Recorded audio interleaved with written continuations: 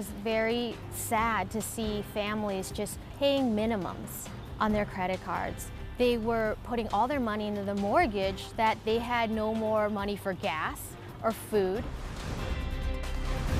The thing about coral reefs is that they contain tremendous biological diversity. If you lose the coral, you lose the habitat and you lose those species.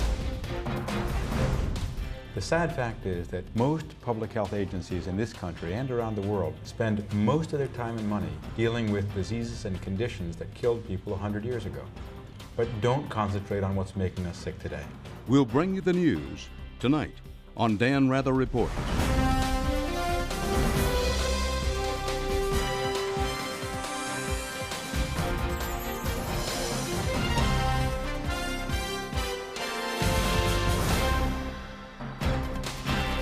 Good evening from New York. The economy has become issue number one this year, but there's a new twist happening right now that has some economists very worried. There are reports of homeowners walking away from their homes before giving up their credit cards. Those little pieces of plastic are quickly becoming, for many Americans, the last line of defense. This country's simple two-word philosophy in walking toward a recession seems to be charge it. And while that may put a smile on the face of credit card companies, the question out there is, are we simply charging our way deeper into recession? There are plenty of signs around the country of an economy in trouble, but one of the most recent signs is now developing in the shadow of the housing crisis. We came here to the sprawling suburbs of Northern Virginia just outside the nation's capital. This used to be one of the fastest growing areas in the country. But now, the once red-hot housing market has fallen dramatically.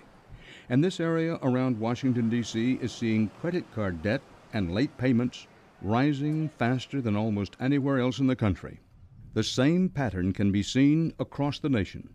According to an analysis of the most recent data from the credit bureaus, the states hit hardest by the housing crisis are also seeing the biggest growth in credit card balances. Many of these same states also show the steepest increases in credit card delinquencies. Bankruptcy is a very emotional thing, okay? Marta Chonyen is the coordinator of this free monthly debt clinic in Falls Church, Virginia. She tries to help those drowning in debt. For many, the road will end in bankruptcy. But before that last option, the debt counselor suggests a tough cure. Save your cash, save your money, be smart, cut the cable, cut all unnecessary luxuries, Maybe cut your internet, go to the library and use the internet. To save on electricity, start doing your laundry in the sink, harsh times call for harsh measures. And these are very hard things for Americans to hear because we have a standard of living that's high. Since Marta started working at the clinic last year, she said the number of debtors has grown from 5 to 50. One time I was late with Bank of America, the interest rate went up to like 30.24%. They've all seen their American dream slip away. It's a horrible reality, but it's a reality that we educate them that they need to face. It's better to give it to them straight than candy coat anything because it's just the beginning. They don't realize this headache is just the beginning. Many of the stories her clients tell are similar. It started with the buying of a house. A lot of hardworking, good Americans are losing their homes because there was such a bubble in this area. Houses were appreciating at levels that were unheard of or unseen, and it's all coming to a crash. The decline in the local real estate market has left many in financial trouble. People who used to borrow against equity in their homes have increasingly turned to credit cards. Many even used them to try and hang on to their homes when their mortgage rates changed by putting a credit card down to make the mortgage payment. One of Marta Chonyen's clients, Juana Cardoza, did exactly that. Juana immigrated from El Salvador nearly 30 years ago, became an American citizen, and set out to capture the American dream. That meant finding a safe community in which to raise her family. Well, I was looking for the safe place for my family, because I know I live in a city and it's very expensive. So I decided to move all the way to Stafford to buy my house, because this is a very nice, very nice and very quiet area. Stafford County is about an hour south of Washington, a farming community that quickly grew into a bedroom community. It was here that Juana settled. When I find a house, it was my dream. After working as a housekeeper for 14 years, by 2004, Juana Cardoza had saved $70,000. It was enough for the down payment on this 4-bedroom house. She bought at the top of the market, paying over $400,000 for a house that records show sold for $270,000 just 18 months earlier. She put her life savings into it, but she said she didn't realize her mortgage interest rate would jump from just 1% to 7.6% after the teaser rate expired. I was okay for 1 year paying my mortgage. Before 1 year, my payment went up to $2,200. And then they went up and up. And that wasn't all. Since Juana Cardoza had a good credit score, she had agreed to sign loans on 3 other houses for family members. One for her sister, one for her daughter, and one for her niece. Now, they were also falling behind on payments. Juana realized she had no choice but to sell her dream house. But it was too late. The market was down, and she owed more than what the house was worth. That's when she started using her credit cards for mortgage payments. I started using the credit card with my payment was so high. There was no way, I can, make enough money to do the payment. That's when I started using the credit cards.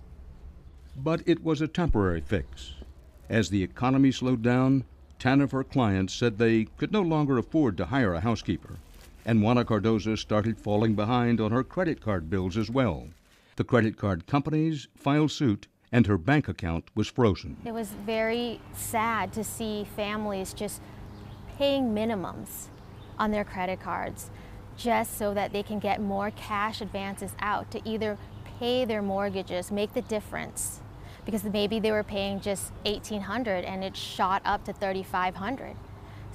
They got to make the difference somewhere. So they were taking cash advances, or they were putting all their money into the mortgage that they had no more money for gas or food. So we get up, expenses in the house, like no phone.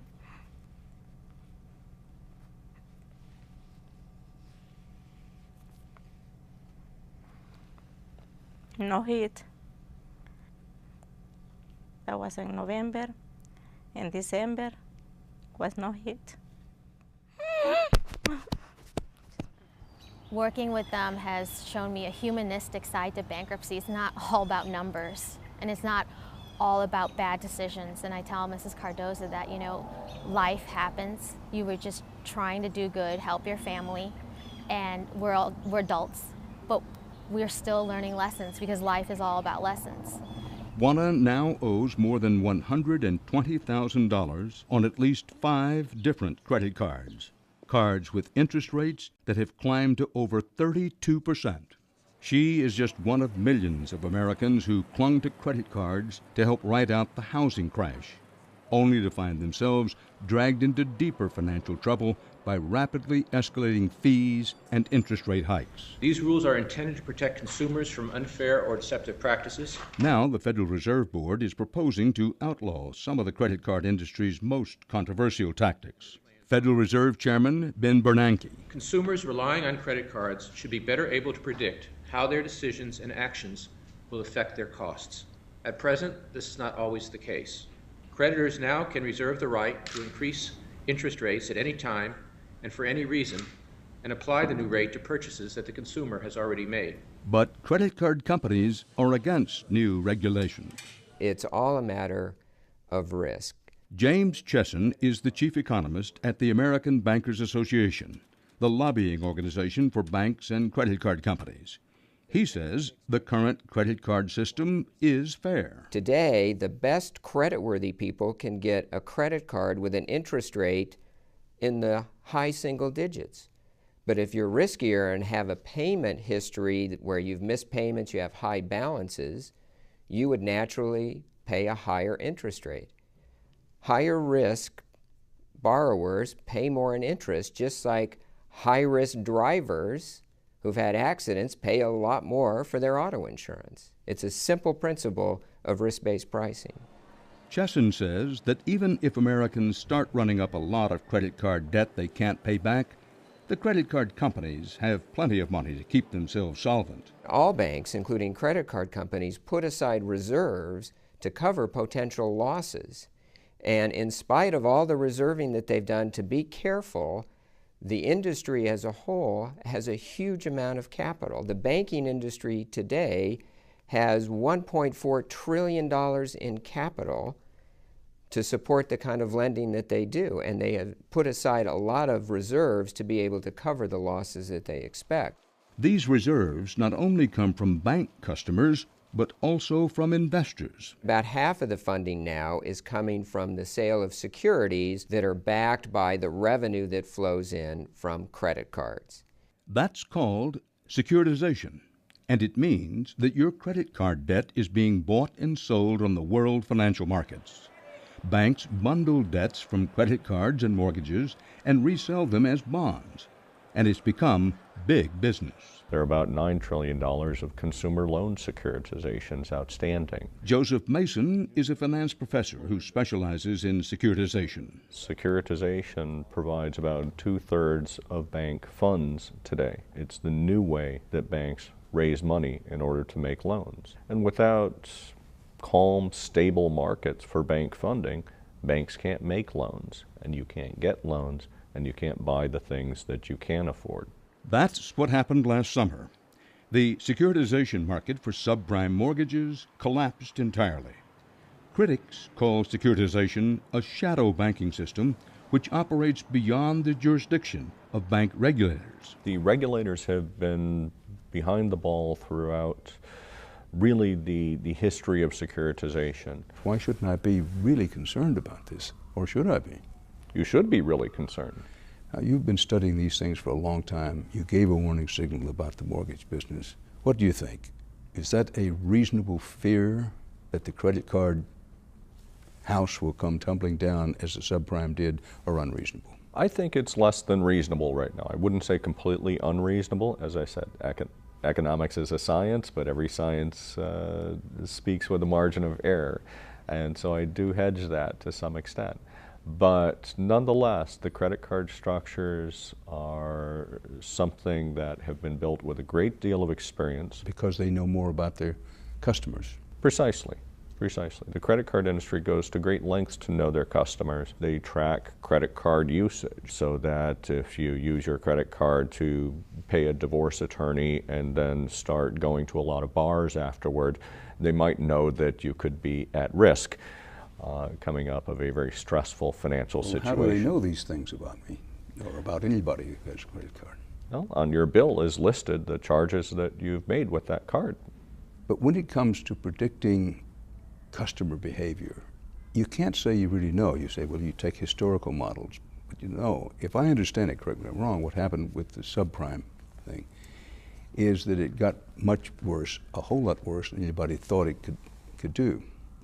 Well, economics is a science, but there are limits to any scientific knowledge, even in the physical sciences. And financial engineering will never be perfect, but I think very conservative financial engineering can build financial structures that will stand.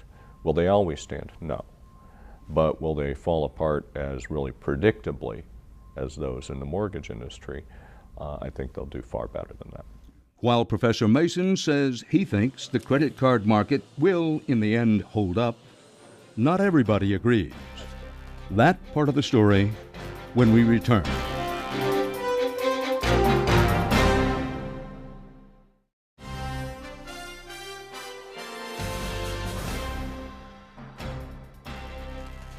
Credit cards have been an extremely profitable business for banks for more than 20 years now. The credit card companies and some other observers say they are confident that the industry is robust enough to handle big losses. But there are other views. Dr. Gary Schilling is a former chief economist at Merrill Lynch, who now runs his own consulting firm and writes an influential newsletter. He has predicted many of the shifts in our economy since the 1970s. He worries now that the securitization of credit card loans may lead to problems like those with subprime mortgages. Most people know, at least in a broad general way, about what happened to subprime mortgages. Question, is a version of what happened to mortgages, particularly subprime mortgages, happening to the credit card business or about to happen? Yeah, it could, because these credit cards borrowing are securitized very much as subprime loans were. In other words, they're put into a package, and then pieces of that, tranches they're called, are sold off to investors, and they are the basis of further derivatives, they're called. In other words, they're wrapped around in other various pieces, and you end up with not anybody knowing exactly what you have. Well, looking at a number of statements from the banking industry as a whole, and basically the industry says, listen, we're very well prepared for increased delinquencies on credit card debt, and neither Dan Rather nor anybody else should compare it in any way with the subprime. What do you think of that? They have the same problem that a lot of the subprime issuers had of the securitizations and so on. They base this on models, and the models assume that the history of the last couple of decades is going to repeat. In the case of subprime mortgages, there was nothing in those models that said you could have a substantial, long-lasting decline in house prices. And in the case of the credit card issuers, there's nothing in their models that said you could have a situation where people's equity in their houses disappears. And you get not only a serious recession, but one where house prices are very seriously declining. So my feeling is, and I'm not intimate to the models of a lot of these credit card issuers, but I'd be willing to bet that their models are really useless at this point, that the delinquency increases are big surprises to them. Well, people I've talked to in the banking industries say, listen, it's true, we work on models, historical models, but we build in a cushion. And even if the delinquencies go to hell in the proverbial hack, we'll be okay because the profit in the credit card business is so great. Yeah. We'll be okay and you'll be okay. Sure, they may have built in quite a cushion between very nice profits and zero profits, much less losses. But if they get these higher delinquencies, they do eat into that profit margin at a minimum. And I think shareholders are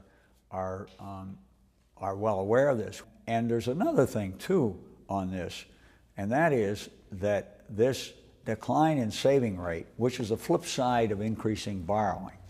Now that is going to be very, very difficult long run for the credit card business, because the credit card business for the last 25 years, when consumer saving rates have been declining and borrowing rates, this is the flip side of it, have been increasing, they've been the beneficiaries. It's been a growth industry.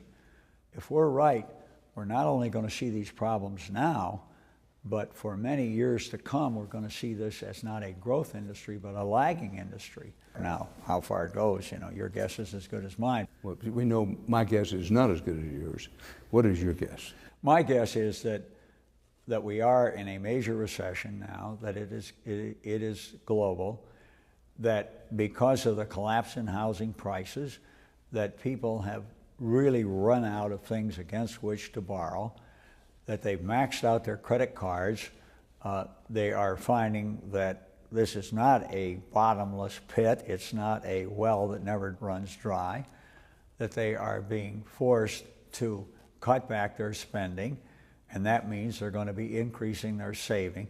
And one of the reasons that it's going to be very difficult is because, unlike the mortgage area, you don't have the government standing behind there.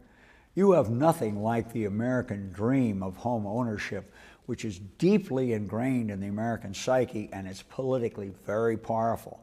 You look at Congress and administration, they're stumbling all over each other to figure out ways to bail out about housing. There's nothing like that in the credit card area. sure, if you had a bunch of banks who are very heavy credit card issuers all maybe facing financial ruin, the government would have to, the Fed, the Treasury, they'd have to step in. I don't think you have that extent. Credit cards aren't that big in their whole balance sheets. And the reason that I think is particularly serious, as we were just discussing, is because you don't have the government safety net under it. In other words, the problems don't have to be as severe as in the mortgage area for the consequences to be as uninviting. Let's talk about, go from the macro to the micro, an actual case. Right. And you've seen and reviewed what we had with Juana Cardozo, that she put her life savings into a home in an outer suburb of Washington, D.C. at the height of the housing market. She bought at the top. Then her mortgage was reset, so she racked up more than $100,000 debt trying to make the house payments.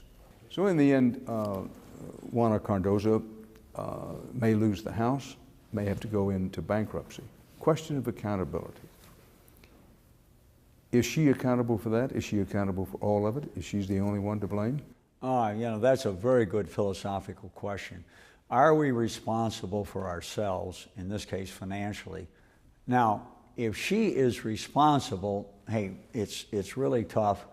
She could have some very difficult times. She could end up going to charities for just put food on the table. You can sketch all kinds of horror stories. On the other hand, if you say, well, she didn't really know what she was getting into, and maybe there was some fraud. Maybe somebody did get her to sign something that she didn't understand. Or she ran into predators who stayed on the, maybe barely, on the right side of the law, right, but they were predators. But let's move beyond that. Because, if that's the case, those people obviously are culpable, they should be prosecuted, etc.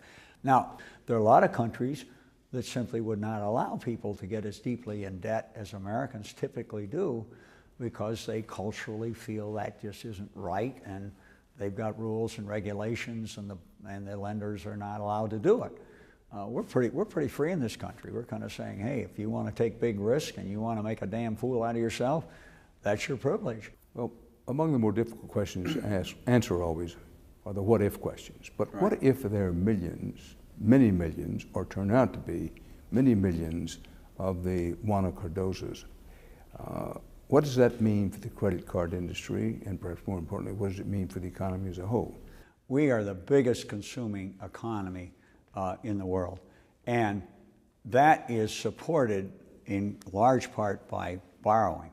That's this whole idea that people have been increasing their spending much more rapidly than their incomes have gained for 25 years. So if you do anything that ends that, and I think that's exactly what we're doing, starting with home equity and now in credit cards, that has some very significant impacts for the economy.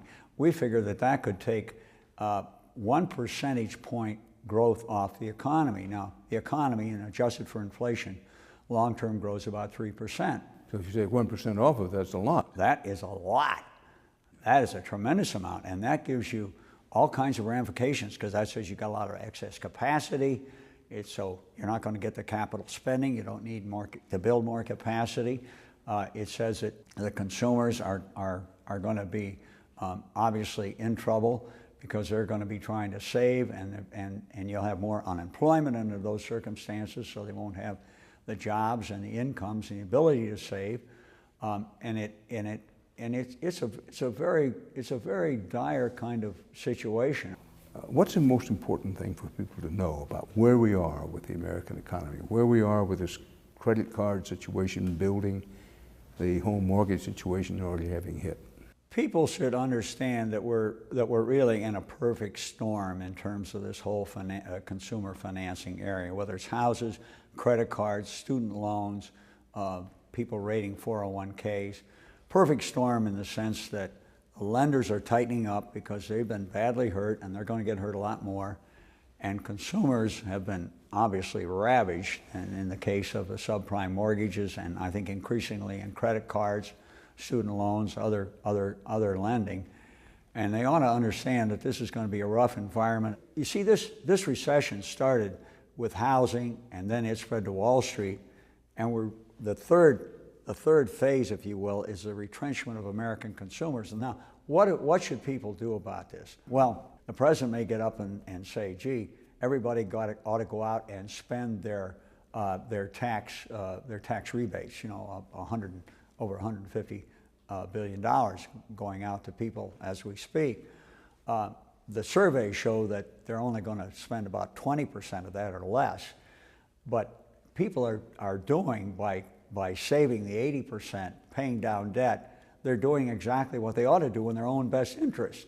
It may not help the economy, but it's sure going to put them in better financial shape to weather the storm. The respected economist, Dr. Gary Schilling. Up next, the beautiful but threatened undersea world of the coral reefs. You'll see it in just a moment.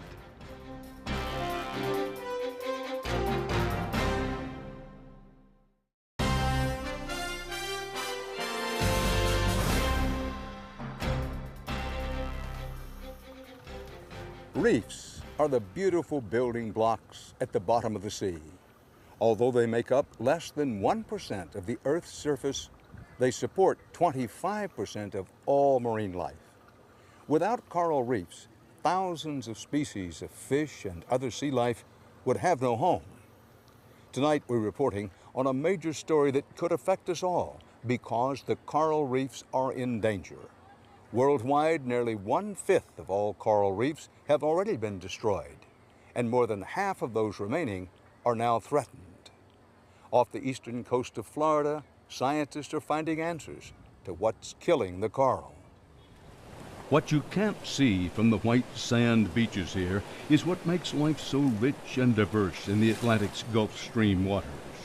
For 220 miles from Palm Beach through the Florida Keys, coral reefs line the ocean floor off Florida's eastern coast, giving home and cover to hundreds of species.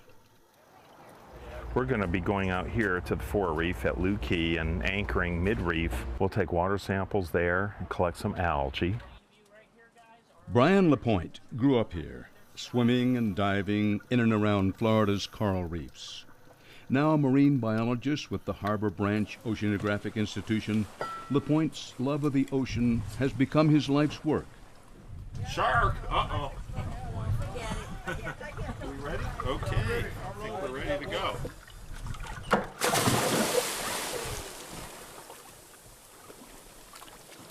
In this ocean world, he finds troubling changes in the reefs he has been studying. We've lost over 95% of elkhorn coral at Looe Key. This was the giant redwood of Looe Key that provided all this habitat for all these species, including things like snappers, groupers, and grunts that are the backbone of the Keys fishery.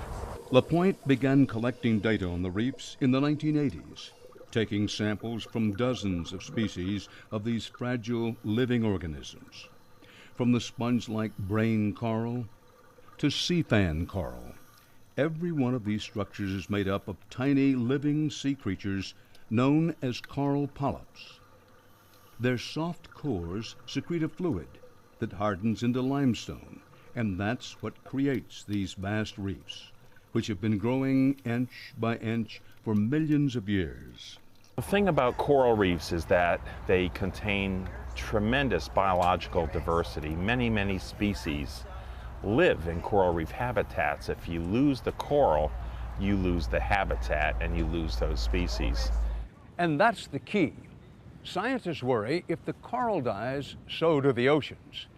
And the problem here is on a grand scale because the coral just offshore from Fort Lauderdale is one of the largest barrier reefs in the world. 20 years ago, these coral reefs looked like this, a palette of bright reds, greens, blues, and yellows. These vivid colors come from microscopic algae that lives inside the coral, when the coral is healthy. But what LaPointe sees today is a dull and fading undersea landscape. A clear sign, he says, that the coral is being suffocated, algae and seaweeds are overwhelming these coral. Coral reefs have adapted over millions and millions of years to very low nutrient concentrations, clear water. When nutrients become abundant in the water, you upset this balance. And basically you get weed species like seaweeds that begin to compete with the corals for space on the bottom. The nutrient LaPointe is finding in the waters is nitrogen. It acts as a fertilizer that can cause massive algae growth that literally chokes the coral. What we recorded in our monitoring at Looe Key was over a 100% increase in nutrient concentrations from the 1980s to the 1990s. And the water gets dirty. You get algae in the water and other types of organic material that clouds the water, and it blocks the sunlight that corals need to grow. While scientists believe coral reefs can withstand small fluctuations in nutrients and water temperatures, like any species, coral has a tipping point. And South Florida's rapid population growth means more and more pictures like this. Not far from Miami, some of the best beaches in Florida have underwater sewage outfall pipes, like this one, only about a mile offshore. While bathers play in the surf, millions of tons of partially treated sewage, medical and industrial waste, are dumped here 90 feet down. LaPointe has measured nitrogen levels 1,000 times greater than what healthy coral can tolerate. And even though the flow of sewage into the Atlantic off Florida is completely legal, there is growing evidence it is throwing the delicate ecosystem completely out of balance. Dan Clark runs a small nonprofit group called Cry of the Water.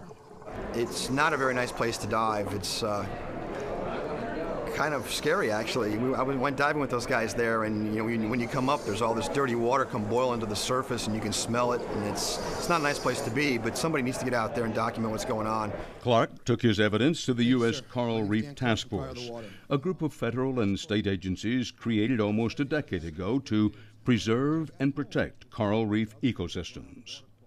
While there's general agreement about the effects of man-made waste, finding a way to reduce the nitrogen content before it reaches the ocean waters comes at a price taxpayers may not be willing to pay.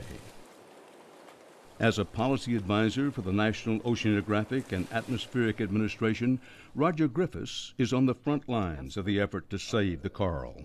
The technology exists to take in sewage and put out the other side drinkable water. There's no question. Those kinds of plants are very expensive. This becomes trade-offs in investment. Communities, local municipalities, states, and the federal government have to make these tough decisions. The reality is reefs thrive in water that is very low in nutrients. You can't put nutrients into a reef area and expect it to survive. We know how to treat water. It's a matter of, it's expensive, and we don't, in many of these areas, we don't currently have the capacity to handle the increased population that has settled there very rapidly, in many cases in the past 5 to 10 years. The depth, the size of the problem is not in dispute. But not everyone agrees that man is the most dangerous threat, or that every problem seen in the reefs comes from development along the shore. These are ecosystems in trouble. There's coral bleaching, there's disease. As a politically appointed Deputy Secretary of the Interior, Lynn Scarlett is one of many federal officials who are supposed to be protecting over 3 million acres of this country's coral reefs. You know, there's different solutions for different problems. First, with some of the disease that we're seeing, I think first and foremost we need more investment in research and the science. Some of the diseases that we're seeing, we don't quite know why they're occurring. There have been studies by our U.S. Geological Survey on dust that's coming all the way from Africa that they hypothesize is bringing diseases, pathogens that are affecting our coral reef. So first and foremost, let us invest in science. And some of that science is leading researchers to look beyond the oceans. What they're finding is a threat to the coral miles away, coming from inland sources. Here in Florida, the draining of the Everglades, a natural freshwater filter, is taking a toll. and the toll is increasing rapidly. Half of the Everglades, the largest wetland area in the U.S., is already gone, lost to developers and agriculture. Larry Brand, a professor of marine biology at the University of Miami, studies the connection between the Everglades watershed and the surrounding ocean environment. Well, the traditional flow of water in South Florida flows through the Everglades down into Florida Bay, and then from there that water goes mostly down through the Florida Keys and ultimately over the coral reefs. It can take up to a year for the fresh water from the Everglades to reach the coral reefs. As the water travels through the wetlands, those wetlands act as a natural filtering system, removing excess nitrogen and other nutrients that are deadly when concentrations get too high. When the water was drained, the natural filtration system was compromised. The Everglades are about 5,000 years old, and while that soil in the Everglades is underwater, it tends to hold in and store nutrients. Once you drain the Everglades and that soil, which was underwater, now becomes dry land, it starts releasing those nutrients. So essentially 5,000 years worth of nutrients, which were stored during the history of the Everglades, have now been released just in the 20th century, over the last 50 to 100 years. Brand, like Brian LaPointe, believes there's a direct connection between man's behavior on the land and the decline of Florida's coral reefs. It was only in the 80s that they decided to start pumping that water to the south, and that's when we started seeing the large algal blooms in Florida Bay and then the rapid decline of the coral reefs in the Florida Keys. There is disagreement about which factors are causing the coral to fade so rapidly, but there is no question that the reef's destruction is a warning sign. Good dive, Brian? Great. Off Looe Key, Brian LaPointe sees other evidence of danger on the reef. Well, what we saw today was quite an algal bloom on the bottom, cyanobacterial bloom, a plant we call Lingbia that grows on soft corals. It produces some nasty toxic compounds, and we're very concerned about Lingbia. It's becoming a problem alga throughout many of Florida's coastal waters and fresh waters as well, because it produces tumor-promoting compounds. Very concerned that it may be contributing to problems like fibropapilloma in sea turtles, who inadvertently eat it. So far, no direct link has been confirmed between the algae and lesions and tumors appearing on turtles and dolphins, but commercial divers are starting to see the changes in the sea creatures and on the reef. Rick Trout earns a living diving off the Florida Keys.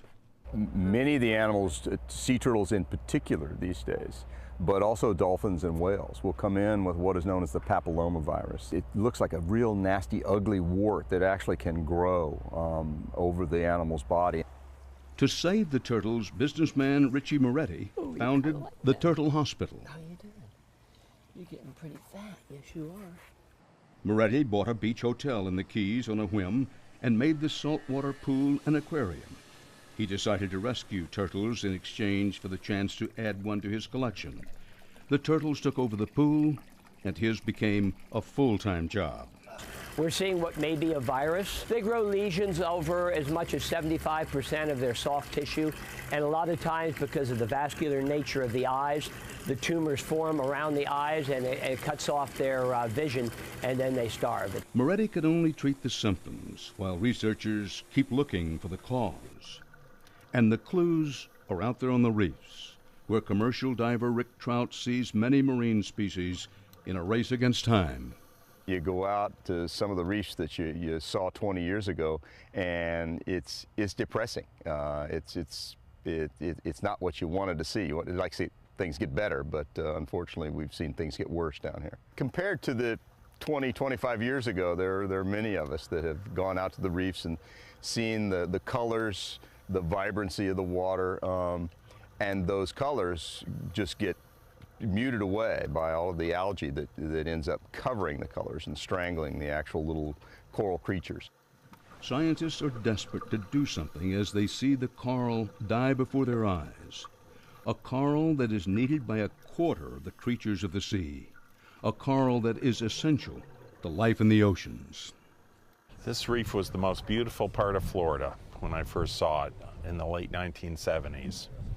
And it looked vastly different than it looks today. And it really rips my heart out today to come back to see these reefs I knew as a child and see them. It looks like they've been vandalized, or that, you know, burglars came in and stole all the fish and the coral. They're just, you know, a very small fraction of the resources left today.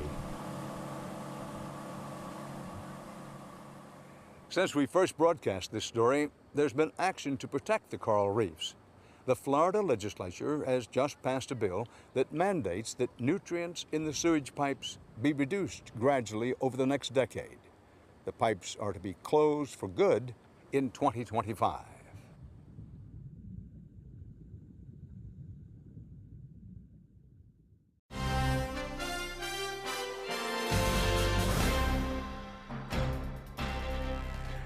For our next story, we'll give you a look at a doctor who's trying to make New York the healthiest city in America. He's Tom Frieden, the health commissioner for New York City. And he may be the boldest, most aggressive health official anywhere. He doesn't just look out for diseases, he's determined to keep people from getting them in the first place. The sad fact is that most public health agencies in this country and around the world spend most of their time and money dealing with diseases and conditions that killed people 100 years ago, but don't concentrate on what's making us sick today. Tom Frieden combines the bureaucratic efficiency of a public servant with the moral certainty of a crusader. With the support of his boss, Mayor Michael Bloomberg, he's using the tools of government to promote healthy behaviors and discourage, even outlaw, unhealthy ones. Frieden says America is facing a health crisis, one of our own making. What's making us sick today? Tobacco, first and foremost, obesity, diabetes, lack of access to physical activity, low physical activity levels, also a variety of things relating to alcohol. Frieden says government should encourage people to live healthier lives, but he says sometimes encouragement isn't enough. An epidemiologist by training, Frieden was fighting tuberculosis for the World Health Organization in India when billionaire businessman Mike Bloomberg was elected mayor of New York and began searching for a health commissioner.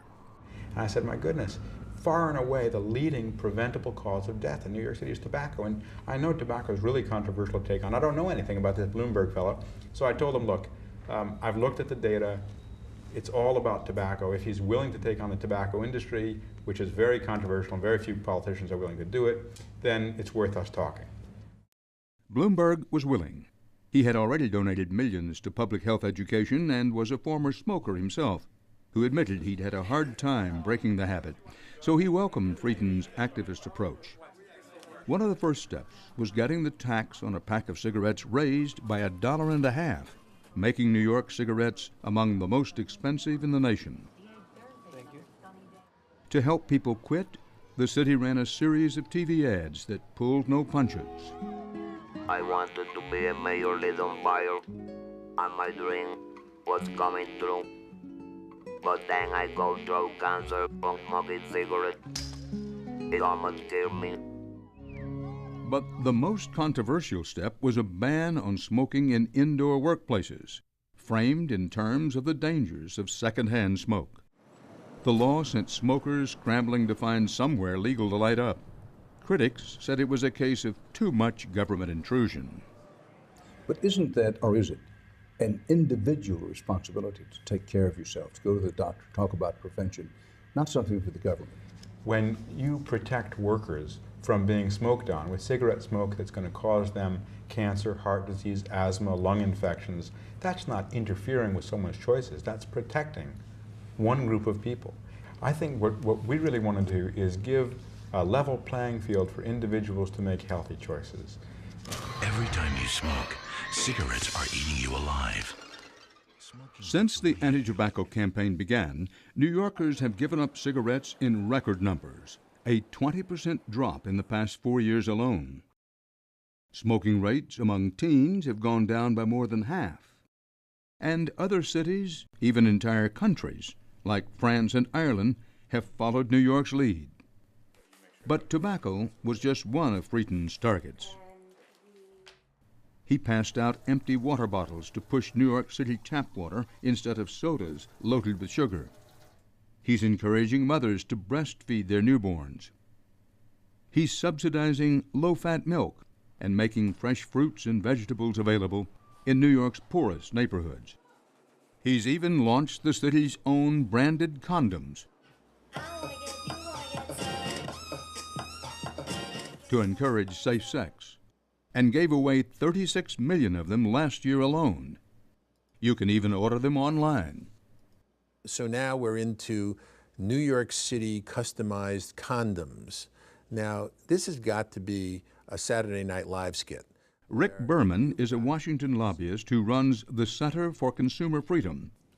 Many of his clients in the food and restaurant business say New York, under Tom Frieden, is becoming a nanny state. You don't know where to stop when you start telling people that the personal choices that they make during their lives are irresponsible. Irresponsible is in the eye of the beholder, and we seem to be capturing more and more decisions and putting them in the irresponsible bucket and taking the decision-making away from people.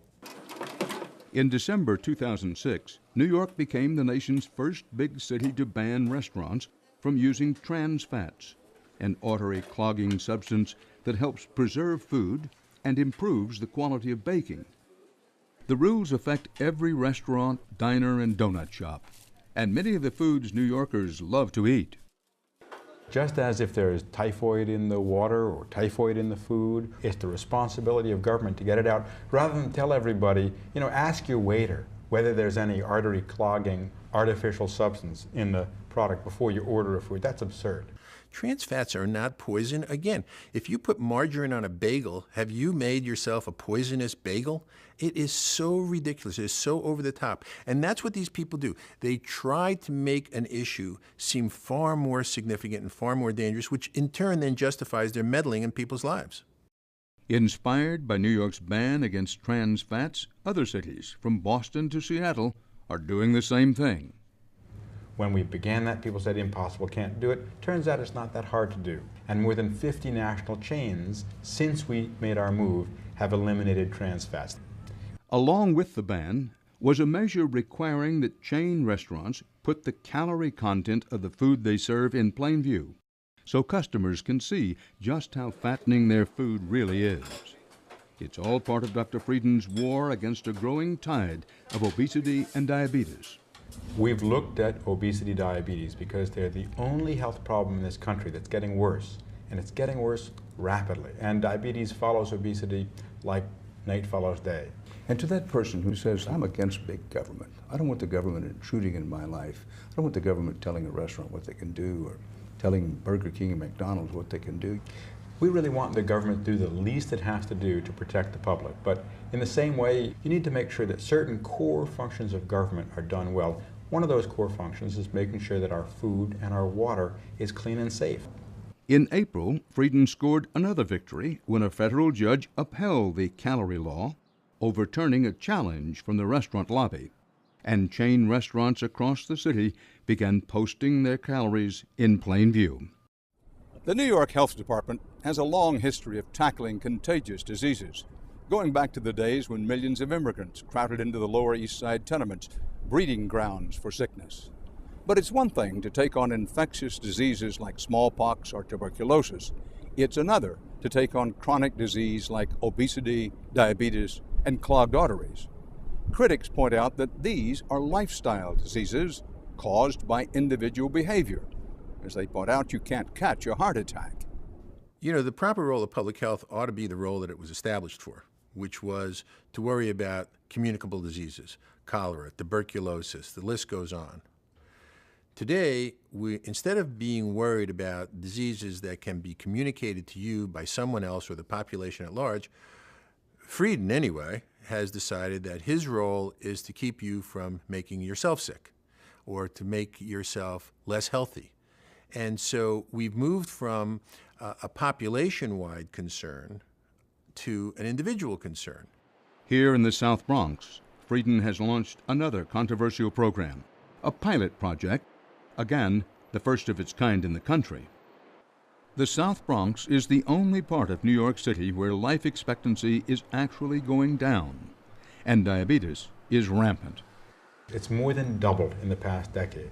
We're seeing a big increase in people having leg amputations, going blind, going onto dialysis, having heart attacks, dying young from diabetes. What can we do?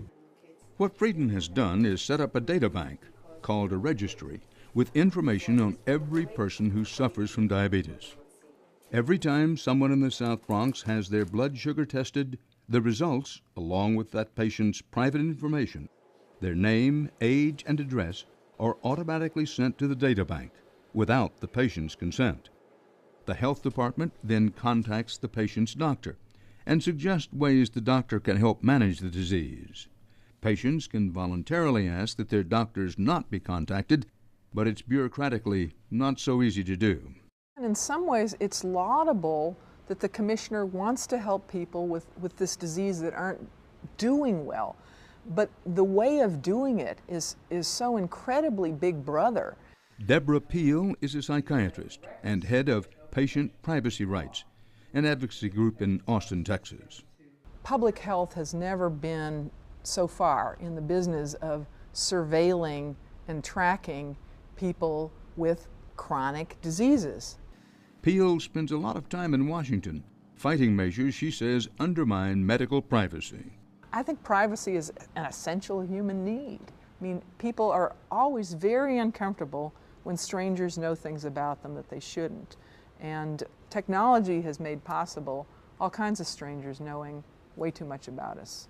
Dr. Frieden agrees that the health system should protect privacy wherever possible. But at the same time, if we're paralyzed and we say, you know, we have this information about people who may lose their leg or go blind, and we're just not going to do anything because it's just too risky, that's a problem too. And to that person who says, but I got to tell you, when it comes to my health, I want it to be between me and my doctor. I don't want City Hall involved in any way of this. You say what? Well, you pay for medical care, but the government also pays for medical care. And the government has an interest in preventing preventable illness. Now the question is, who's going to draw the line and where is the line going to be drawn? And the individual in this case may have no right to draw the line, because once you go and seek medical attention for some problem, it may be that the bureaucracy requires that the doctor or the hospital then deposit your information in this registry. I don't think people understand that we may be getting to that point in time, and I don't think that people are going to be happy about it. The core of our approach here has been to do what's rigorously proven to work to save lives. If it's controversial, that's unfortunate. I'd rather it not be controversial.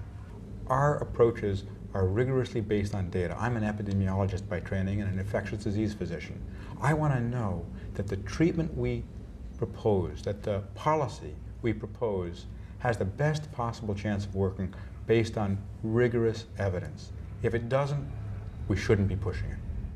And that's our report for tonight.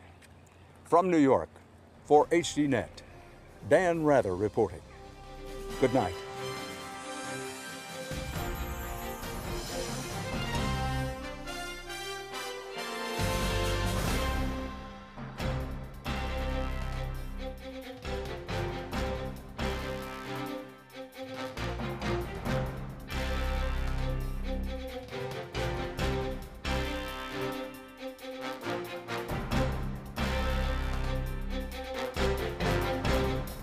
If you would like to add your name to an email list for information on upcoming programs, or if you would just like to send a question or comment, please email us at viewer@hd.net.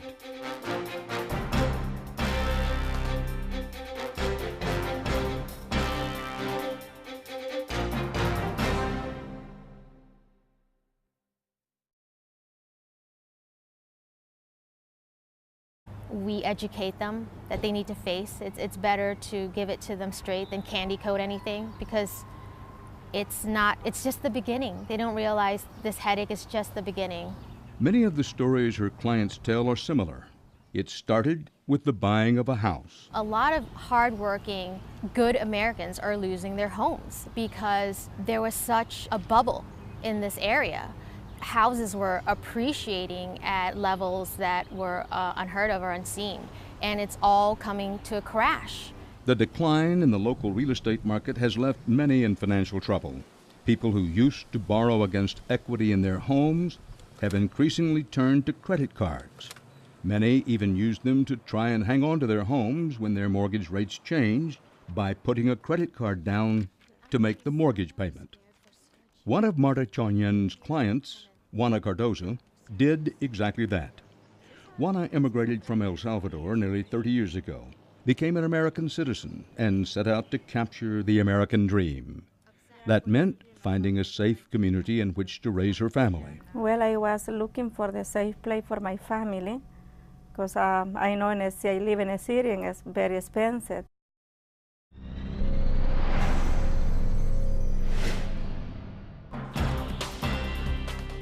It was very sad to see families just paying minimums on their credit cards. They were putting all their money into the mortgage that they had no more money for gas or food. The thing about coral reefs is that they contain tremendous biological diversity. If you lose the coral, you lose the habitat and you lose those species. The sad fact is that most public health agencies in this country and around the world spend most of their time and money dealing with diseases and conditions that killed people 100 years ago, but don't concentrate on what's making us sick today. We'll bring you the news tonight on Dan Rather Report.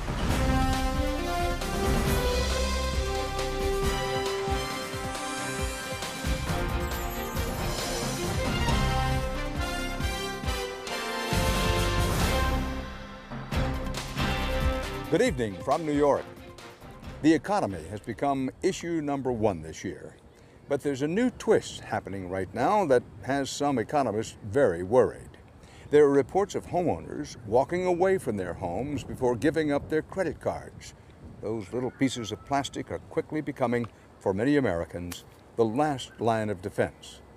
This country's simple two-word philosophy in walking toward a recession seems to be charge it. And while that may put a smile on the face of credit card companies, the question out there is, are we simply charging our way deeper into recession? There are plenty of signs around the country of an economy in trouble, but one of the most recent signs is now developing in the shadow of the housing crisis. We came here to the sprawling suburbs of Northern Virginia just outside the nation's capital. This used to be one of the fastest growing areas in the country. But now, the once red-hot housing market has fallen dramatically. And this area around Washington, D.C. is seeing credit card debt and late payments rising faster than almost anywhere else in the country. The same pattern can be seen across the nation. According to an analysis of the most recent data from the credit bureaus, the states hit hardest by the housing crisis are also seeing the biggest growth in. So I decided to move all the way to Stafford to buy my house, because this is a very nice, very nice and very quiet area. Stafford County is about an hour south of Washington, a farming community that quickly grew into a bedroom community. It was here that Juana settled. When I find a house, it was my dream. After working as a housekeeper for 14 years, by 2004, Juana Cardozo had saved $70,000. It was enough for the down payment on this 4-bedroom house. She bought at the top of the market, paying over $400,000 for a house that records show sold for $270,000 just 18 months earlier. She put her life savings into it, but she said she didn't realize her mortgage interest rate would jump from just 1% to 7.6% after the teaser rate expired. I was okay for 1 year paying my mortgage. Before 1 year, my payment went up to $2,200. And then they went up and up. And that wasn't all. Since Juana Cardozo had a good credit score, she had agreed to sign loans on 3 other houses for family members, one for her sister, credit card balances. Many of these same states also show the steepest increases in credit card delinquencies. Bankruptcy is a very emotional thing, okay? Marta Chonyen is the coordinator of this free monthly debt clinic in Falls Church, Virginia. She tries to help those drowning in debt. For many, the road will end in bankruptcy. But before that last option, the debt counselor suggests a tough cure. Save your cash, save your money, be smart, cut the cable, cut all unnecessary luxuries, Maybe cut your internet, go to the library and use the internet. To save on electricity, start doing your laundry in the sink, harsh times call for harsh measures. And these are very hard things for Americans to hear because we have a standard of living that's high. Since Marta started working at the clinic last year, she said the number of debtors has grown from 5 to 50. One time I was late with Bank of America, the interest rate went up to like 30.24%. They've all seen their American dream slip away. It's a horrible reality, but it's a reality that